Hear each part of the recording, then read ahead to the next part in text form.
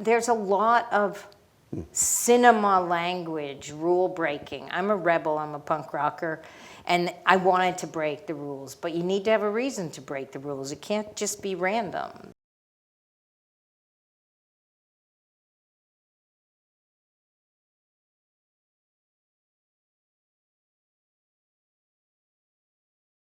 I was AFI class of 91. I had an amazing group of classmates, and one of them was Jim Wilson, who is a producer from London. He did little movies like Zone of Interest and stuff like that.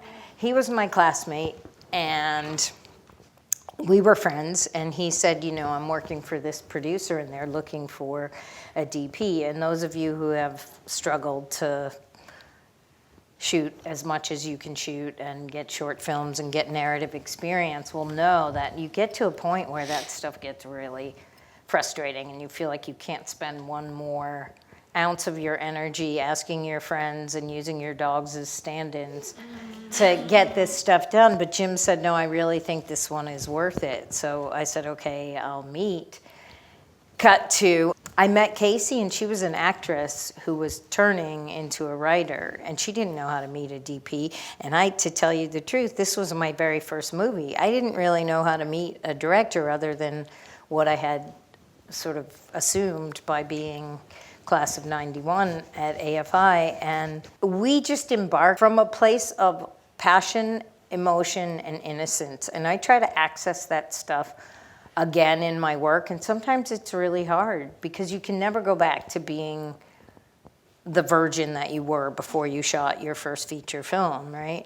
And you can never go back to Casey Lemons as a director directing her first screenplay, and there was something about the magic of that.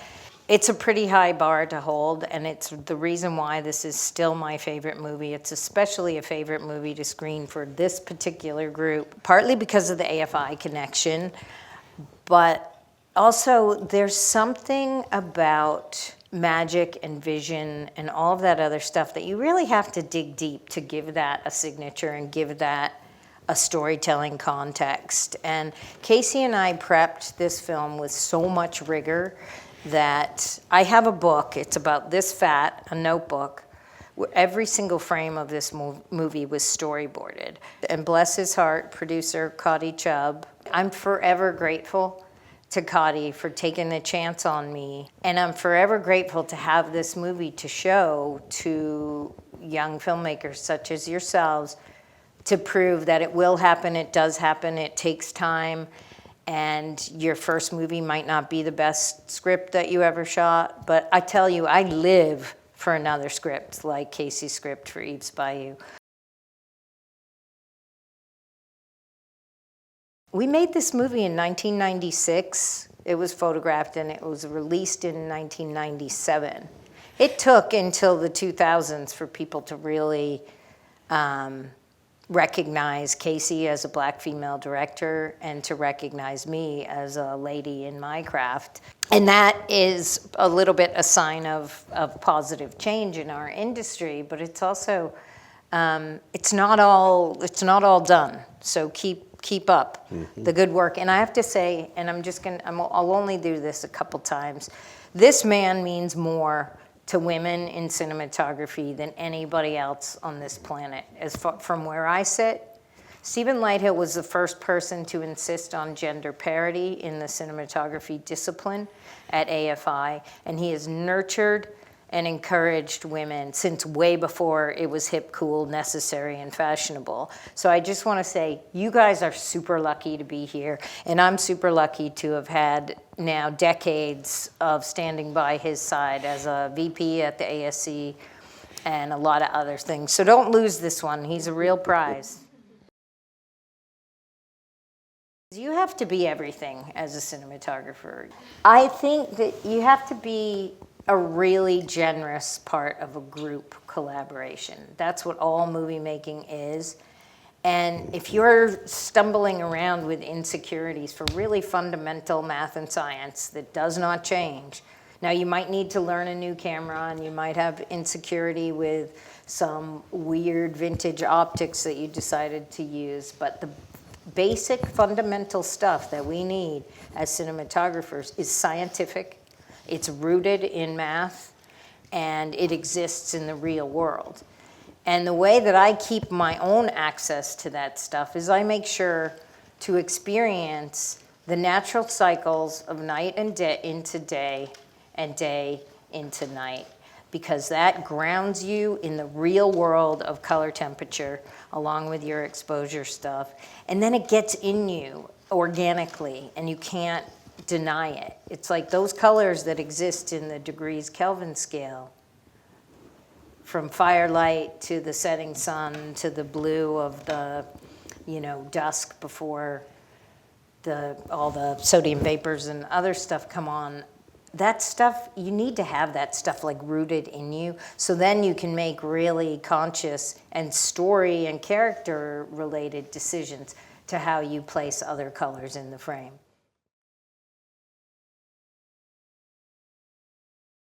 Okay, so you got to read that script and you got to have something to say about it. And a lot of times people will go in with a pitch deck. I used to have a lot of resentment for that. I felt like, why am I going to give my brain away for free? But now I turned it into this thing where I absolutely love doing pitch decks.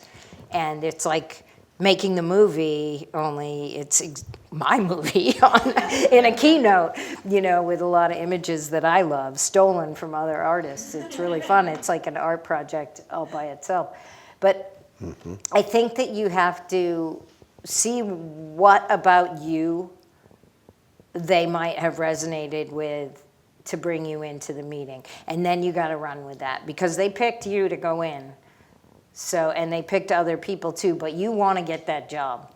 Even if you're not sure you're going to be available, you want to get that job. You want them to want you no matter what room you go in. As you're building a career, you're meeting people all the time. And people are going to remember you if you go in with charm, charisma, and a great pitch deck, whether you get the job or not. And you might not get the job because somebody else with more credits goes in there and the studio wants them because of that. But that part of the journey is really important. You have to protect yourself from being devastated and let down when you don't get what you're going out for, so that you're willing to keep putting it out there. And you're not just a filmmaker. You don't just have films on the brain. You have other things on your mind, music and plays and all of that, books that you've read, fiction or nonfiction. All of that means you're going to be fun to be in a scouting van for hours at a time, right? And that you have an active, observant, collaborative, creative mind. That's really important.